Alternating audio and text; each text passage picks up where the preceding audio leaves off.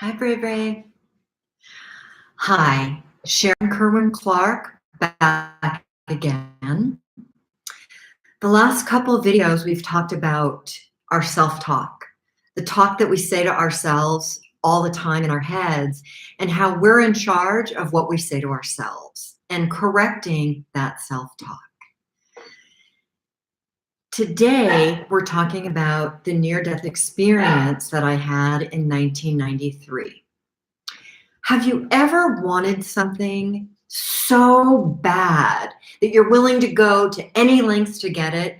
You're literally willing to do anything it takes to get what you want because you want it so much, and you've done everything you can to get it, and instead you get something completely different, something that you never even thought of wanting.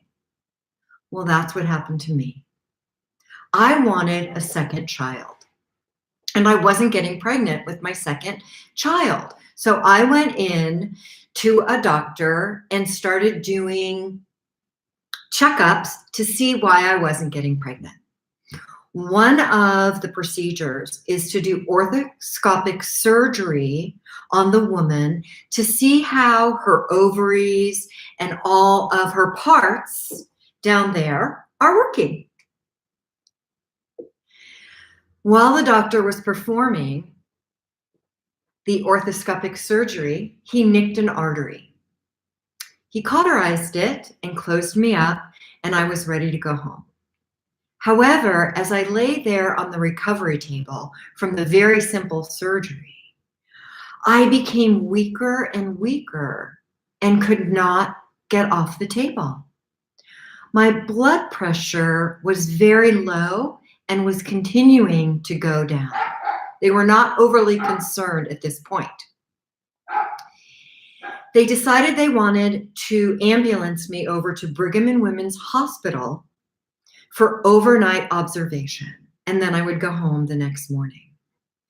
When I got to the emergency room to be checked into the hospital, a nurse named Patty came in, and yes, I remember her name, and she went to take blood out of my arm, and absolutely no blood came out. She knew at that moment that I was in trouble. She started to slap my arm, hoping to stimulate some blood flow, and then she began to swear. The next thing I knew, there were 15 medical people surrounding me, preparing me to go in to an OR for surgery because they knew that all of the blood that I had running through my veins was no longer there and had emptied internally into my stomach. When they got me down to the surgery room, I DIC'd on the table. That stands for disseminated intravascular coagulation.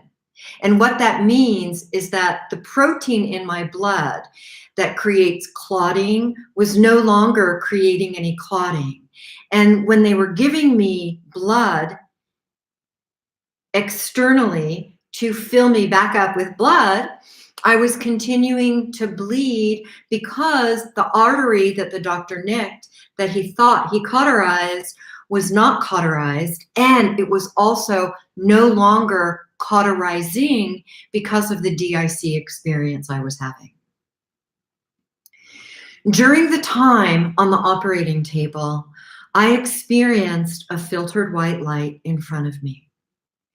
I went toward that filtered white light, and as I got closer and closer to that filtered white light, my experience was that light was love and only love. The kind of love that is infinite, timeless, certain, and forever. It was the most profound experience of love that I've ever had.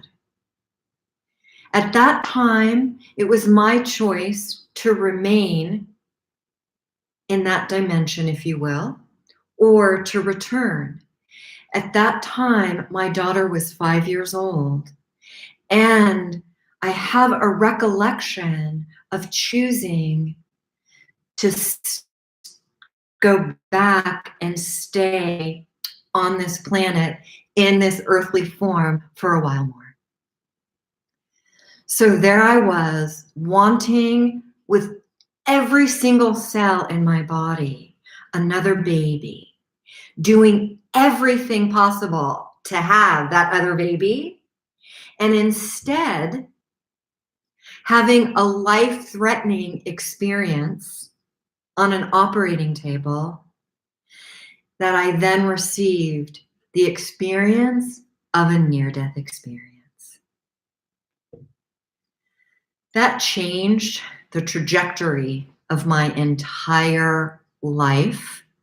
It changed every thought I had. It changed every belief and perception I had about myself and others. It changed everything. As I processed and incorporated that near-death experience into my day-to-day living and my day-to-day relationships, I became a really, really different person. And I'm grateful. Before my near-death experience, I was more selfish, self-centered, self-absorbed, and self-consumed. In addition to that, I was highly judgmental of other people. I was manipulative, and I also drank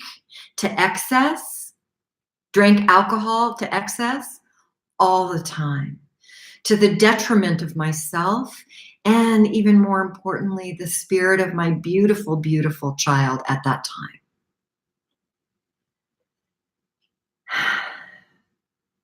As we go forward with these videos, I will be sharing tidbits and pearls of wisdom. Why do I say pearls of wisdom? I wear pearls all the time. Why do I wear pearls all the time? I wear pearls because the thought of having a lot of different jewelry and changing jewelry puts me into overwhelm, and I can freeze.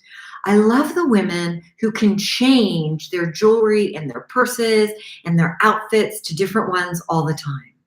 However, I have regressed. Pearls of wisdom. I went in to that doctor's appointment the morning of March 3rd, 1993, wanting another child. I came out after spending 10 days in the hospital to save my life, and I had received a near-death experience. I'm grateful for what I received that day. One of the things that I've learned in my spiritual quest, if you will, is that we always get what we're meant to get and what we need to get, not necessarily the exact thing that we want.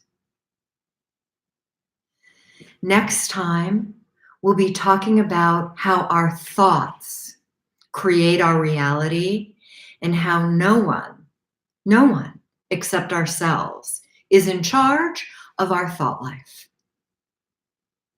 Thank you for viewing this video today. If you would like, please share it with your friends and neighbors. And if you liked the video, press the like button at the bottom. I look forward to connecting with you again during our next time together. And until then, be well.